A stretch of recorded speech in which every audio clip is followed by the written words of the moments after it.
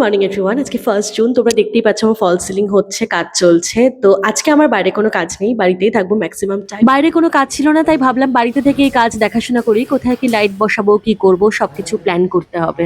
সকালে উঠেই চা খেতে খেতে ভাবলাম তাড়াতাড়ি করে আজকে কমেডি ভিডিও শুটটা কমপ্লিট করে নিই, তাহলে আরো অনেক কাজ করা যাবে সারাদিনে। ওকে, তো কমেডি ভিডিও কমপ্লিট করে একটু বেলকনিতে গেছিলাম, দেখলাম এতগুলো 9 o'clock ফুটেছে। এই ফুলগুলো আমার সত্যি ভীষণ পছন্দের। তোমরা জানো আমি এখন খালিদ হোসেনের অ্যান্ড দ্য মাউন্টেন সিক্রেট বইটা পড়ছি, আর ওটা পড়তে পড়তে একটা মোটিভেশনাল কন্টেন্টের আইডিয়া এলো, সেটাও লিখে নিলাম।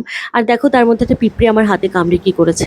যাই হোক, আজকে লাঞ্চটা একদম সিম্পল করেছি, এটা হচ্ছে আমার লাঞ্চ। দুপুরবেলা এমনি একটা গল্প পড়ছিলাম, তো সেটা পড়তে পড়তে দেখি হঠাৎ মেঘ ডাকছে আর প্রচন্ড কালো করে এসেছে আকাশ।